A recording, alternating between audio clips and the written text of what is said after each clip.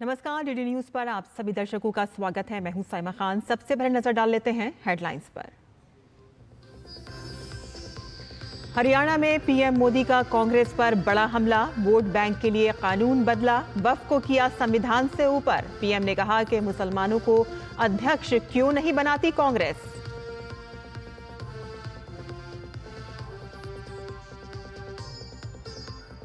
हरियाणा के लिए आज ऐतिहासिक दिन, हिसार से अयोध्या के लिए शुरू हुई कमर्शियल फ्लाइट। प्रधानमंत्री मोदी ने दिखाई हरी झंडी। प्रधानमंत्री ने यमुनानगर में कई विकास परियोजनाओं का किया उद्घाटन और शिलान्यास।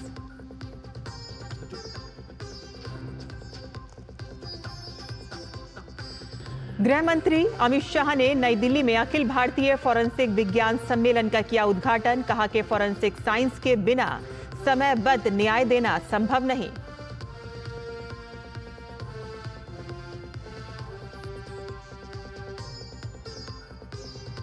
पश्चिम बंगाल पुलिस पर बड़ा सवाल। मुर्शिदाबाद दंगे के पीड़ितों ने कहा कि पुलिस चाहती तो बच जाती जान और दुकानें। केंद्रीय मंत्री सुकांत मजूमदार ने मालदा में शरणार्थी कैंप में पीड़ितों से की मुलाकात।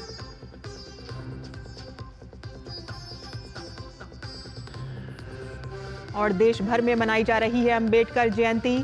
राष्ट्रपति, उपराष्ट्रपति और प्रधानमंत्री ने संसद परिसर स्थित प्रेरणा स्थल पर अर्पित किए श्रद्धा सुमन। संसद के केंद्रीय कक्ष में भी दी गई बाबा साहिब को श्रद्धांजलि।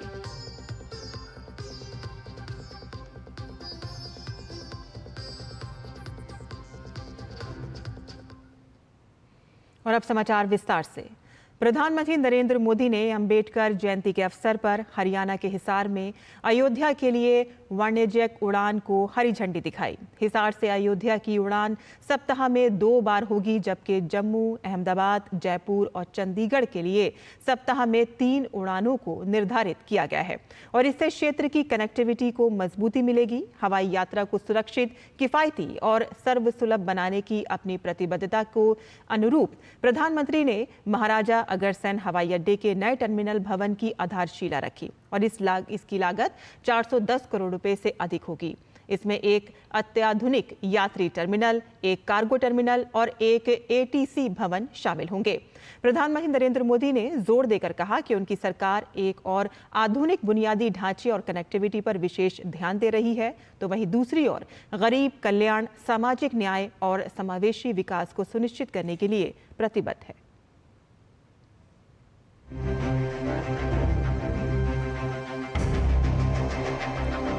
आज संविधान निर्माता बाबा साहब आम्बेडकर की जयंती है।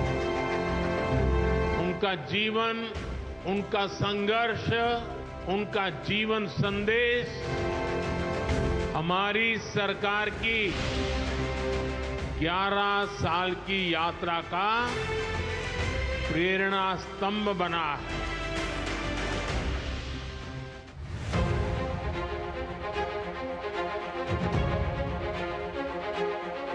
हरियाणा से अयोध्या धाम के लिए फ्लाइट शुरू हुई है। अब श्री कृष्ण जी की पावन भूमि हरियाणा प्रभु राम की नगरी से सीधे जुड़ गई है।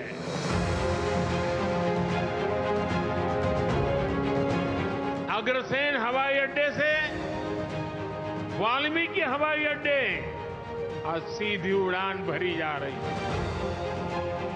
बहुत जल्द यहां से दूसरे शहरों के लिए भी उड़ानें शुरू होगी। आज हिसार एयरपोर्ट की नई टर्मिनल बिल्डिंग का शिलान्यास भी हुआ है। ये शुरुआत हरियाणा की आकांक्षाओं को एक नई ऊंचाई पर पहुंचाने की उड़ान है। मैं हरियाणा के लोगों को इस नई शुरुआत के लिए ढेर सारी बधाई देता हूं।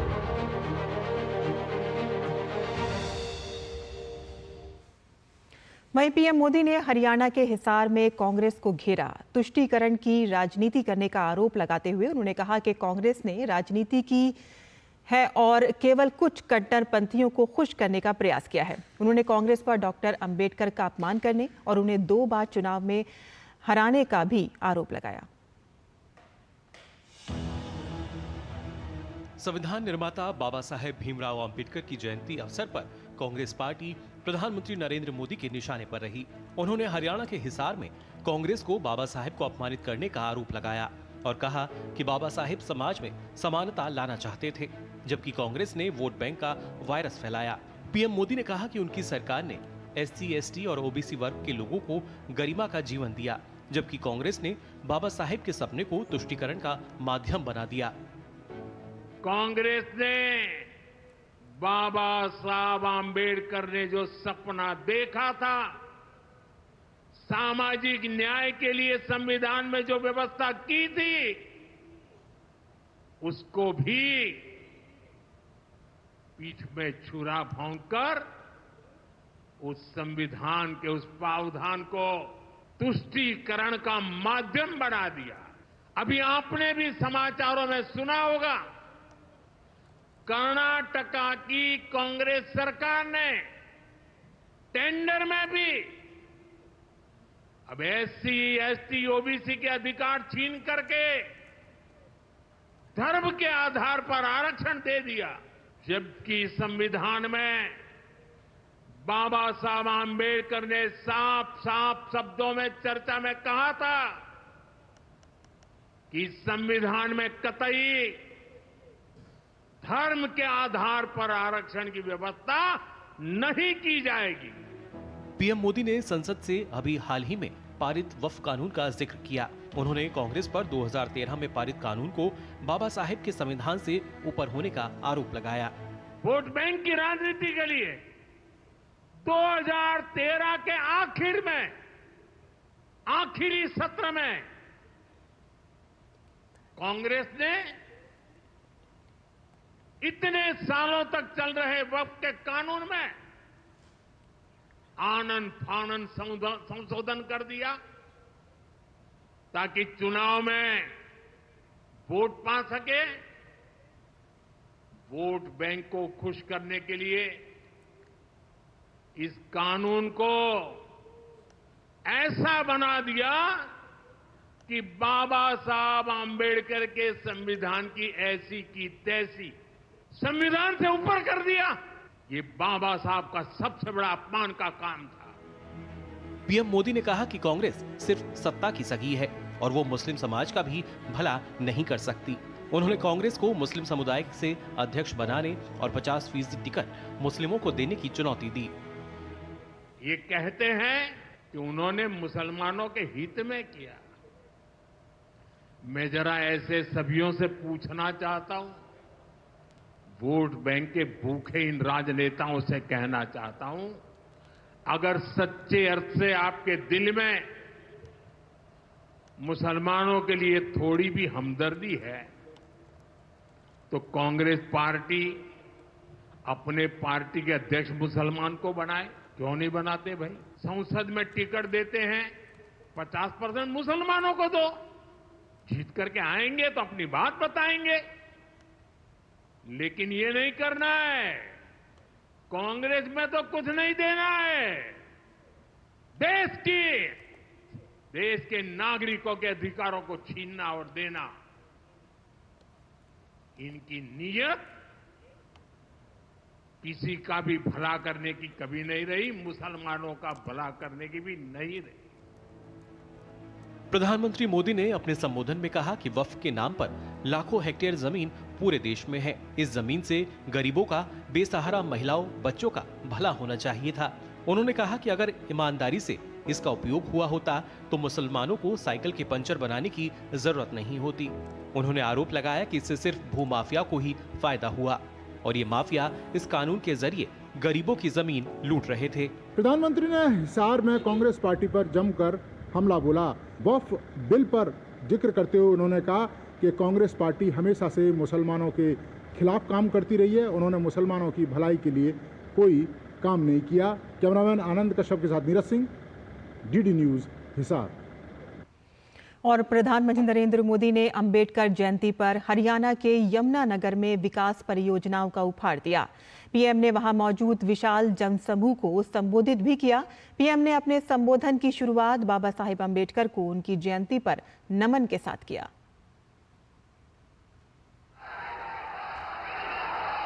हरियाणा को विकास परियोजनाओं का उपहार देने यमुनानगर पहुंचे प्रधानमंत्री नरेंद्र मोदी का भव्य स्वागत।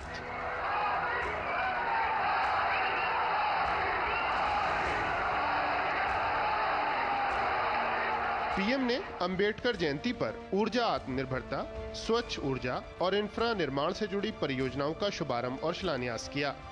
राज्य में निर्बाध बिजली आपूर्ति सुनिश्चित करने की दिशा में बड़ा कदम उठाते हुए पीएम ने Deenbandhu Chhoturam thermal power plant की 800 मेगावाट की तीसरी आधुनिक थर्मल पावर यूनिट की आधारशिला रखी। ये इकाई 233 एकड़ में फैली होगी और इसके निर्माण पर लगभग 8,500 करोड़ रुपए की लागत आएगी।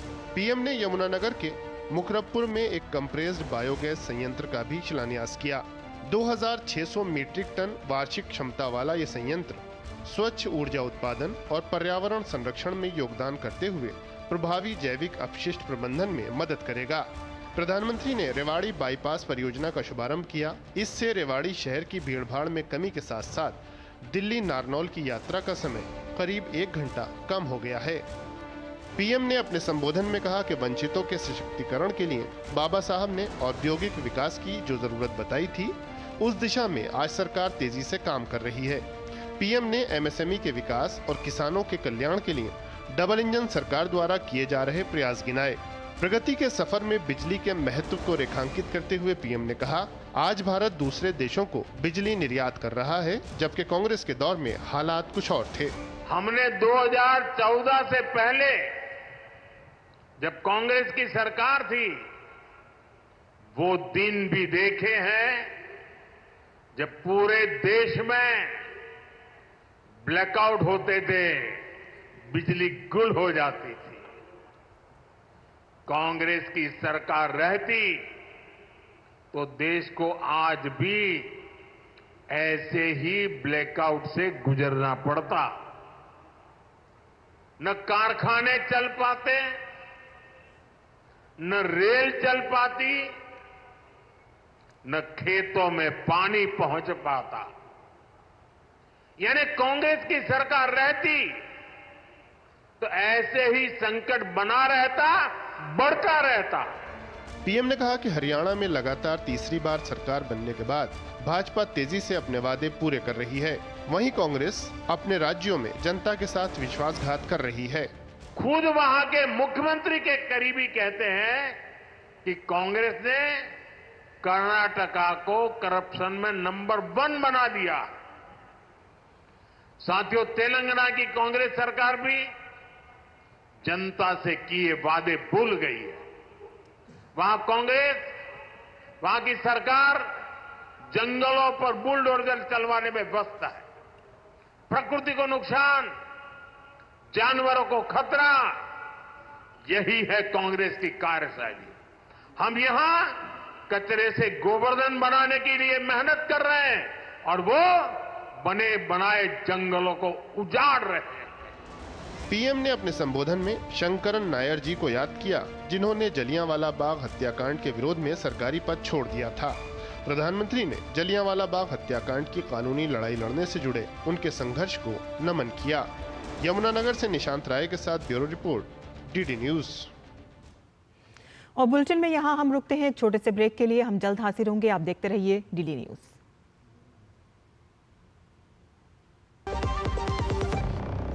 प्रधानमंत्री श्री नरेंद्र मोदी जी की प्रेरणा से मध्य प्रदेश के मुख्यमंत्री डॉक्टर मोहन यादव के नेतृत्व में मध्य प्रदेश में विक्रमोत्सव 2025 का सफल आयोजन किया जा रहा है, जिसमें 12 से 14 अप्रैल 2025 तक दिल्ली के लाल किले पर माधव दास पार्क में शाम 6 बजे महानाट्य सम्राट विक्रमादित्य का भव्य मंचन किया जाएगा।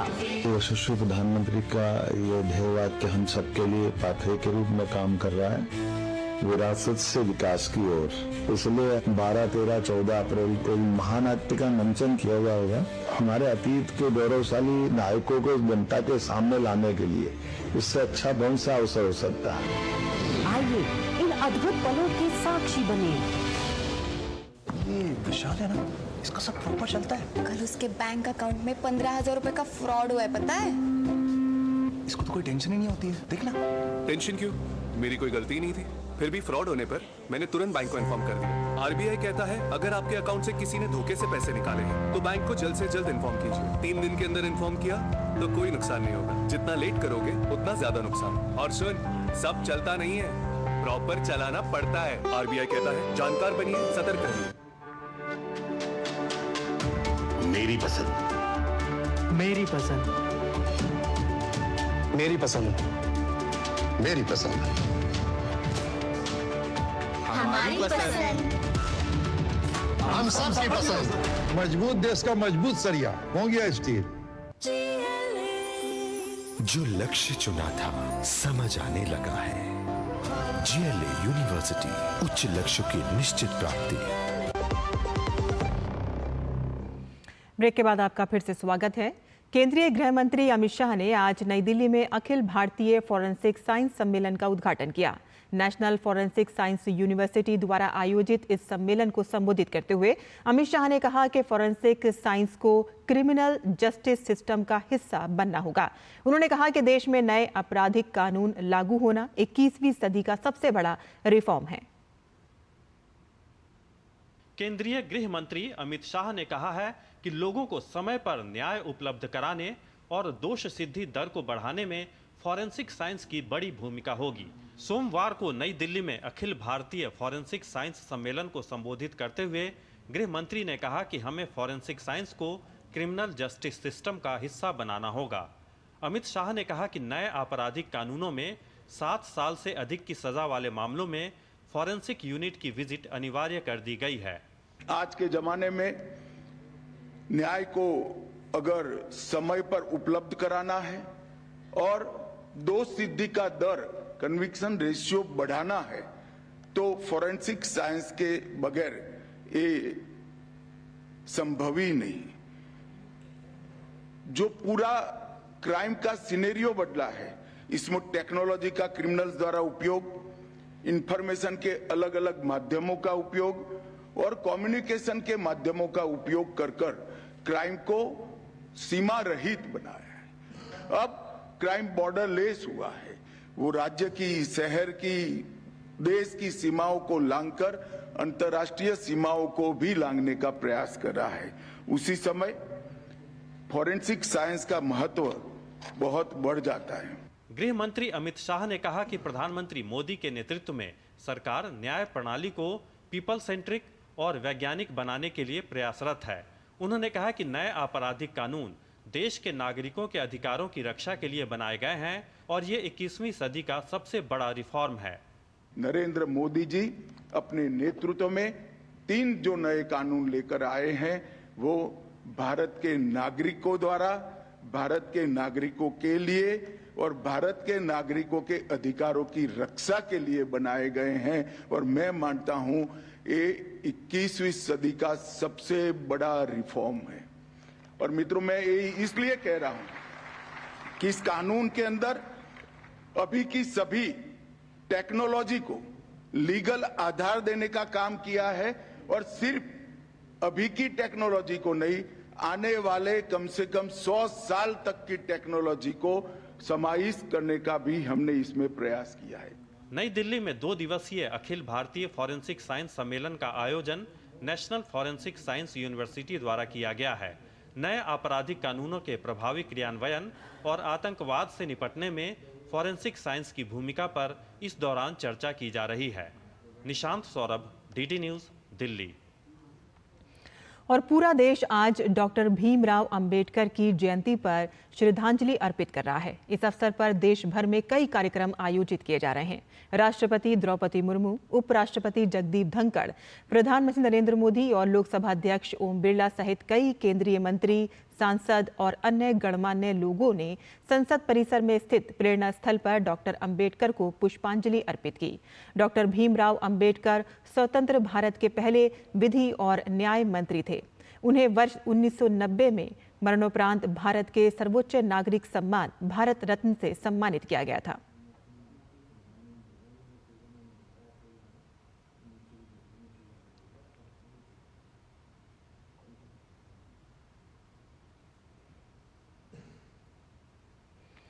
संविधान सदन के केंद्रीय कक्ष में बाबा साहेब भीमराव अंबेडकर के चित्र पर पुष्प गुच्छ अर्पित कर श्रद्धांजलि दी गई। इस अवसर पर लोकसभा अध्यक्ष ओम बिरला, केंद्रीय मंत्री और भाजपा के राष्ट्रीय अध्यक्ष जेपी नड्डा, लोकसभा नेता में प्रतिपक्ष और सांसद राहुल गांधी, राज्यसभा में नेता विपक्ष और कांग्रेस अध्यक्ष मल्लिकार्जुन खड़गे, केंद्रीय मंत्री किरेन रिजिजू, अर्जुन राम मेघवाल, पीयूष गोयल, कांग्रेस संसदीय दल की अध्यक्ष सोनिया गांधी, दिल्ली की मुख्यमंत्री रेखा गुप्ता और अन्य नेताओं ने संविधान सदन के सेंट्रल हॉल में पुष्पांजलि अर्पित की।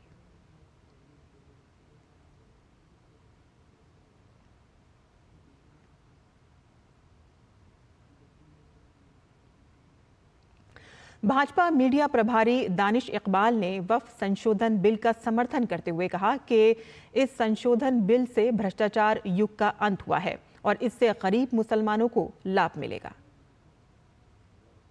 संसद ने वक्फ संशोधन विधेयक 2025 को स्वीकृति देकर वर्षों से चले आ रहे अन्याय और भ्रष्टाचार के युग का अंत किया है और न्याय व समानता के युग की शुरुआत की है। इस विधेयक के माध्यम से वक्फ बोर्ड और वक्फ संपत्तियां अधिक जवाबदेह, पारदर्शी और न्याय संगत होने वाली हैं। इससे निश्चित ही मुस्लिम समुदाय के गरीबों, महिलाओं और बच्चों को लाभ मिलेगा।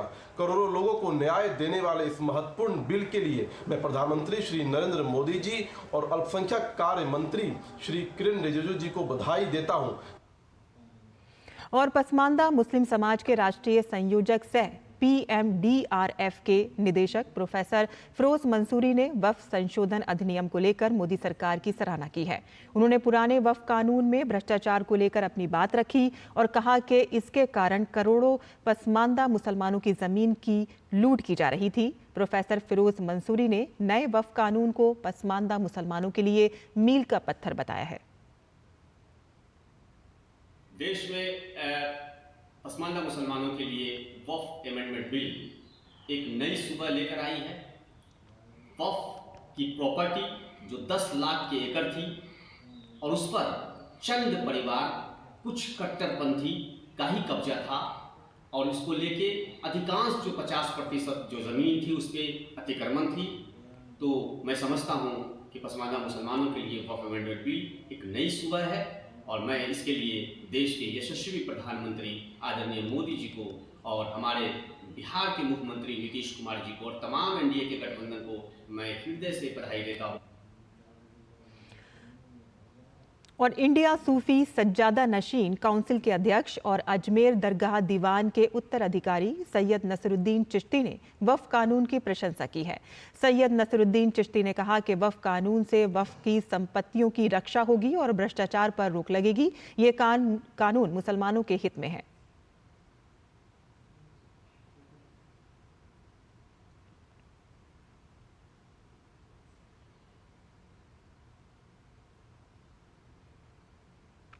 और वक्फ संशोधन अधिनियम का आम मुसलमान खुलकर समर्थन कर रहे हैं। वहीं इस पर गुजरात के महीसागर निवासी रियाज शेख ने नए वक्फ कानून का स्वागत करते हुए कहा है कि इस बिल से देश के अंदर सभी मुसलमानों में खुशियों का माहौल बना हुआ है। डेवलपमेंट के लिए पास हुआ है, उस वक्फ बिल के वजह से देश के अंदर सभी मुसलमानों में खुशियों का माहौल बना हुआ है। देश के बड़ा प्रधान नरेंद्र मोदी साहब का मैं सभी मुसलमानों की ओर से शुक्रिया अदा करता हूं कि जिन्होंने ये बिल लाते ही सभी को एक संदेश दिया है कि जो वक़्फ़ के अंदर जो लोग कौभांड करते थे, वक़्फ़ के नाम पे पैसा कमा रहे थे, वक़्फ़ के प्रॉपर्टी के ऊपर जो कब्जा करके बैठे थे, वक़्फ़ के नाम पे हर जगह पे लूटपाट चल रही थी, उस दुकानों का बंद करने का ये बिल है। और वक्फ संशोधन अधिनियम का आम मुसलमान खुलकर समर्थन कर रहे हैं। मुस्लिम समाज अब खुलकर इस कानून के समर्थन में आगे आ रहा है और इसी कड़ी में उत्तर प्रदेश के कुछ मुस्लिम जनता ने इस नए कानून का स्वागत करते हुए कहा है कि इससे खास तौर पर गरीब मुसलमानों को फायदा होगा। उन्होंने साथ ही कहा है कि अब पुराने वक्फ कानून के नाम पर जिनकी जमीन लूटने पर भी लगाम लगेगी। सरकार ये जो बिल लेके आई है मुस्लिमों के और वक्फ के बोर्ड के लिए, ये आम मुसलमानों के लिए बहुत ही परफेक्ट है। अभी तक इस पे आम मुसलमानों को कोई भी बेनिफिट नहीं था। जो भी बड़े बड़े लोग थे, जो भूमाफिया थे, आजकल यही वक्फ बोर्ड की संपत्तियों का लाभ उठा रहे थे। गरीब मुसलमानों को आज तक किसी चीज़ में इसका लाभ कभी नहीं मिला, ना कि कब्रिस्तानों में, मदरसों में, मस्जिदों में। ये लोगों को बेवकूफ़ बनाते थे। सबसे अच्छी बात यह है कि ये बिल ऐसा हुकूमत हिंद लाई है, जो मोदी सरकार जिसको कहें, कि जिससे पसमानदा समाज का बहुत भला होगा। जैसे बहुत से ऐसे गरीब, मिस्कीन, यतीम जिनको आज तक हुकूमत ने, दूसरी हुकूमतों ने उनका कहीं कोई वो नहीं करा, आज उस कमेटियों में मेंबर बनेंगे। कुछ खवातीन जो हैं वो भी मेंबर बनेंगी और तमाम चीज़ों में, यानी ये सब झूठ के जो मुखालफिन लोग हैं, दूसरी पार्टियां हैं, ये लोगों को बलगलाने काम कर रही हैं। सरकार जो वक्फ अमेंडमेंट बिल लाई है, देश को इसकी ज़रूरत बहुत पहले से थी। सन 1947 में जब देश आज़ाद हुआ, इस बिल का दुरुपयोग कांग्रेस की सरकार ने किया और उसको आज संशोधन कर कर एक अच्छा बिल सरकार लाई है। हम मोदी सरकार का बहुत बहुत धन्यवाद देते हैं। मैं समझता हूं कि सरकार आज तक जितनी भी योजनाएं लाई है, जैसे ये वक्फ बिल अमेंडमेंट बिल जो आया है, इसी तरह से सरकार और भी बहुत सारे बिल लाई है जो लोगों के हित में काम कर रहे हैं। कोई भी ऐसा कोई कानून अभी तक सरकार ने जो भी पिछले मतलब उसमें किया है, किसी से किसी को कोई नुकसान नहीं हुआ है मेरे हिसाब से।